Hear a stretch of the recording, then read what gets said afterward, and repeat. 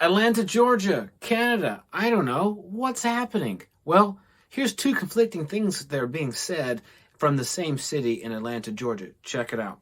If you can, like, subscribe. Appreciate you very much. Thank you. Here we go. Production in Georgia has dipped below pre-pandemic levels.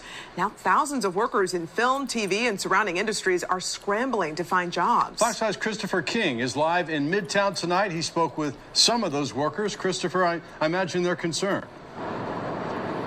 Well, that's right, Russ and Courtney. And the job market in TV and film here in Georgia is not what it used to be. We're talking camera operators, visual effects artists, and technicians, all the people who keep productions running. Everybody has a desire to do well in their industry. Georgia, once hailed the Hollywood of the South, it's now more a cinematic dust bowl for many people who make their livings in film and TV. Dust Bowl? Dust Bowl? Well, here, the article goes on to say the conclusion of the actors and writers strike has not led to swift recovery in the film and TV industry in Georgia. Economic pressures, including media company mergers, reduced budgets for streaming services, has focused workers to seek alternative forms of employment or take a sporadic jobs. Folks in the Southeast, put in the comments, what's happening for you in 2025? This article was written in October of 2024. This article from Fox 5 says the film and TV productions have been increasingly relocated to Canada and Europe due to financial incentives, adding the job scarcity in Georgia. And despite the slowdown in the industry, there is hopeful anticipation for production activities to increase in January as workers in Georgia face financial difficulties. Here we are in February of 2025. Folks in the Southeast, what's happening for you? Our production coming up. I just worked with another actor during a coaching, and she said, no, things are going off here. Things are so different for everybody, right? Right here, it says billion-dollar Georgia film industry thriving amid global decline. State officials say an estimated $2.6 billion was spent on filming in Georgia during the 2024 fiscal year. $11 billion was spent in 3 years. And some of the popular TV shows that happen in Atlanta, The Walking Dead, Cobra Kai, Stranger Things, etc., and that is thriving. It's going off the tracks. This comes amid an overall downtrend of global filming due to the change in customer habits and economic strain, says Prod Pro, which tracks production data.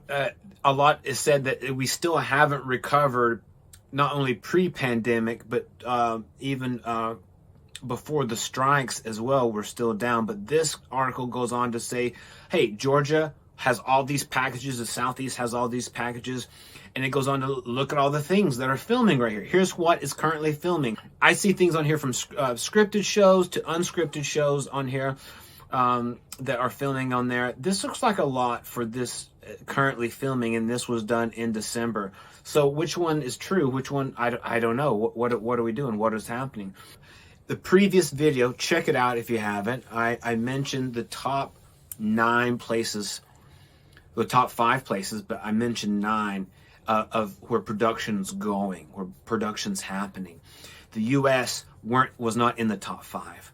I think California was 6, Georgia 7, New Jersey 8, New York 9. Top 5 were Toronto, Central Europe, Vancouver, Australia, and the UK. This one right here, this article says Canada's dry spell is over as location shoots head north. 1 year after Canadian film and TV production slowed to a trickle due to the Hollywood strikes, the Great White North is once again minting green. This is February 6th of 2025. Here you see the final season of Handmade's Tale recently wrapped, shooting in Toronto. The show's sequel will be returning here actually this year. I did a previous episode somewhere in March, give or take. They're going to start casting and shooting that.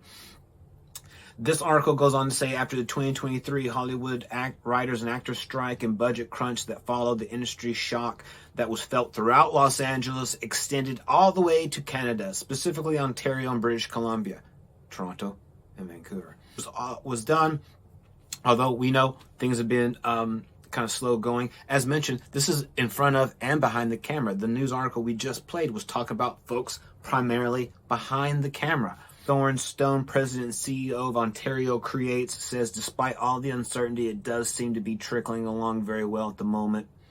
Production levels are looking good for us. The rebound has been strong. We're feeling hopeful. Brutality of sending U.S. productions north is fueled by some very generous tax breaks and the Canadian dollar that continues to drop in value compared to the American greenback, increasing U.S. savings to producers. And there's also worry that the Canadian dollar could go even further. So there's even more incentive to go up to Canada to film. For the time being, Canadian location sector is focusing on its own recovery post-strikes, with several provinces beginning to emerge from the shadows of Ontario, where most high-profile shows and movies are set up shop and extensive. Manitoba, for instance, has seen significant activity. Mark Provisario, a co-founder of Odenkirk Provisario Entertainment, has made 3 movies in Manitoba in recent years. You know, from the star Better Call Saul, Bob Odenkirk. He did Nobody in 2021. Now they're doing a sequel there in Manitoba. When asked about the experience of the shooting with Manitoba crews, Provisario is reluctant to say how he truly feels. He goes on to say, "I don't want to answer honestly. Then everyone will start going there. They're fantastic. We love them." Wow, who knew, huh? That's kind of the worry sometimes. What's the crew like where we're going? Provisario goes on to say, Winnipeg wasn't on anyone's radar. Once we had location photos and images, we saw that it could make a mimic of a still town in Ohio or Pennsylvania, so it worked for us. We have a 45% tax film credit, 65% with bonuses. And certainly Canada is looking very attractive at the moment. It's really because of the state of the industry in the U.S. and internationally. Canada offers a lot in different funding structures. Working class communities and rural prairies, and an increasingly globalized market. Beasley argues the industry is in a creative doldrums, partly because too many producers are chasing trends, not TV viewers. Ooh, what do they mean by that? We're forgetting what audiences really want. They want stories that stick with them. They want characters that feel like family. There's a reason why a lot of people are going back to watch the classic shows right now, she insists. This is a quote. Jennifer Beasley, VP of Development at Winnipeg-based indie film producer Buffalo Gal Pictures. Wow. Interesting. Chasing trends rather than audiences. Across the country, Canadian tax credits and subsidies remain key. We've talked about that before. Newfoundland, Labrador offers a lot of tax credit as well. Things are shooting there in Newfoundland because it's really close to Toronto, so people can jump right over there. Word is getting around that Newfoundland is an exciting location as well. British Columbia, long a major studio and streaming production hub given the proximity to Los Angeles, also experiencing an uptick in calls and inquiries. To meet the demand, Vancouver is set to open 20 new sound stages and 18 acres at its Lake City Studios facility this summer. Our hearts go out to California. Obviously, it's devastating for our colleagues in California. You know, it's one place is starting to emerge, another place is hurting.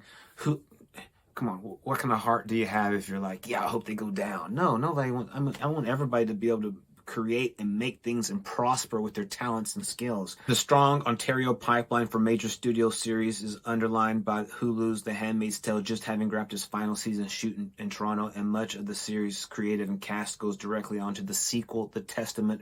That's going to be a huge thing. It'll be shooting in Toronto March to August. Despite Canada's surprisingly rapid recovery after the downturn of the strikes, insiders acknowledge that the challenges remain.